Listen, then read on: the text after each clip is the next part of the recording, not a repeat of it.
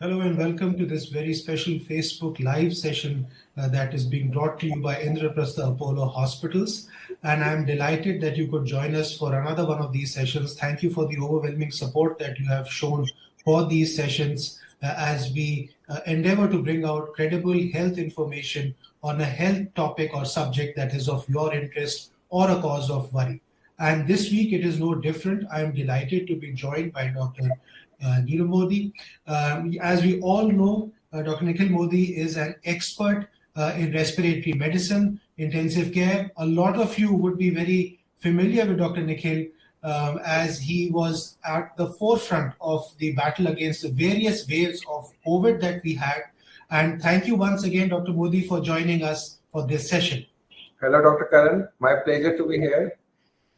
And Dr. Nikhil, this week's subject is also something which is very close to your heart, I know, and which is air pollution.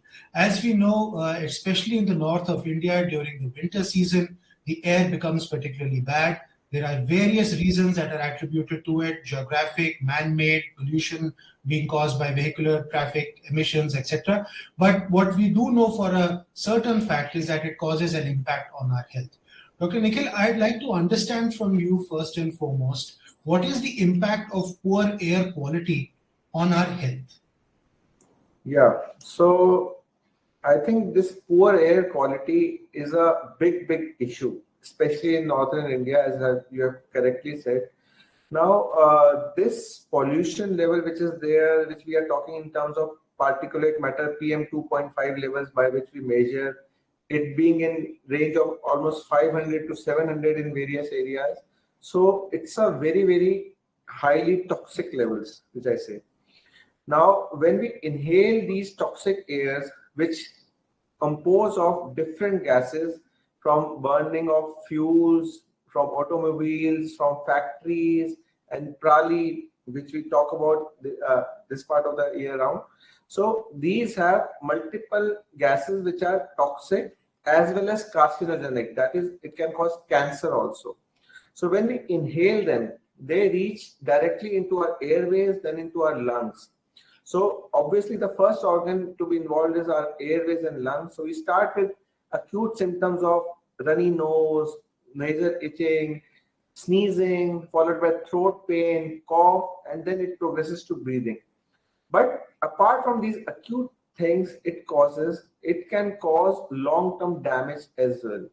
So the long-term damage is obviously first in the airways, the windpipes through which we breathe, which can get damaged, and we land up with diseases like COPD, the chronic obstructive pulmonary disease, in which we are always breathless no matter what we do, followed by damage to the lungs, which can be in form of, again, breathing difficulties. You may catch hold of pneumonia, tuberculosis, and other infection faster as compared to a normal individual. And obviously, as I have said, carcinogenic. That means cancer-causing agents are also there in this gas. So you can land up with lung cancer. The problems are not restricted to the lungs itself. When these gases or these small particulate matter, they are so small, when they reach down in our airways, this particulate matter can get absorbed in our blood vessels as well. So once they reach our blood vessels, through the blood vessels, they can go anywhere in the body. So you can get organs being involved elsewhere also. Your heart can get involved. You can have a massive heart attack due to the blood vessels to the heart getting blocked. If it goes to the brain, you can have a stroke. So the things which we used to see in smokers, now you can see with this pollution as well. Right. So it's a very grim picture. But could you also let our viewers understand whether this is only a winter phenomenon in the north of India, or is it now becoming a persistent problem for which we must be a bit more aware of? See, I think we talk about it more in winters because suddenly the change in weather brings about the change. The levels go high. But actually, if you follow this for almost last 10 years data, so if you talk about Delhi or northern India, your air quality remains poor, especially in Delhi NCR, throughout the year.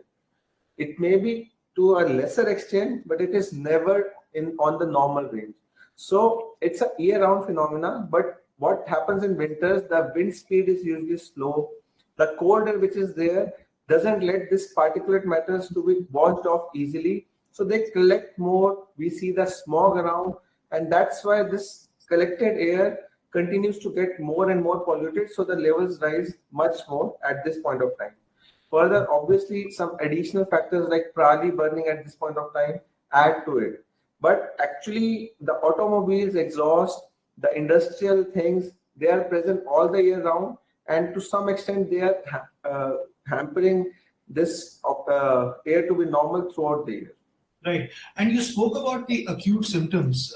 You laid them out very graphically. But this is also the time when we are seeing normal seasonal flu come in, in large numbers. We've seen a COVID scare, which we've seen from overseas, and also some cases rise naturally in our country also. Now, all three coming together, how does one know that, this might be the flu, this might be just air pollution, or this might be COVID? Could you just dissect that for us? Yeah. So if we talk about that, if you develop a flu or a COVID, a seasonal flu due to different viruses, at present we are seeing many cases due to the influenza virus right now, or if it is a COVID infection, most of these viruses produce similar symptoms. So differentiating between a normal flu or a COVID may be a difficult job, but you can differentiate that from the effects of air pollution by the fact that a fever, which will be most commonly seen only in cases of infection, whether in a flu or in a COVID case, but a fever will not appear due to exposure to air pollution. Apart from that, a runny nose, cough, and breathing difficulty can be seen in both. So a fever is a thing which will help you in differentiating a flu or a COVID infection from the air pollution effect.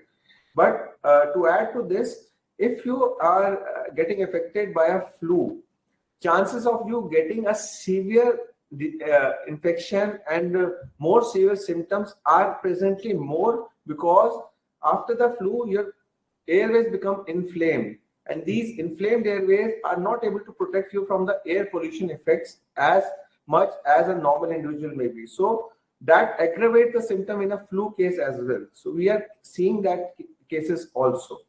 Right. And you spoke about, the symptoms and what they are from the other things like seasonal flu, but you also touched upon, it impacting other organs, which leads us to a natural question, which is vulnerable people, vulnerable populations. A, who are vulnerable for the benefit of our viewers, and B, how does it impact them more or less, the poor air quality on their health? Yeah. So if we talk about this air pollution, there has been a data which suggests that the current air pollution may be equivalent to smoking 20 to 30 cigarettes a day. So that much harmful it is. Further, this air pollution is reducing life expectancy by an average of 3 to 3.5 years in all individuals. So to say that some individuals may not be harmed by that is not a right.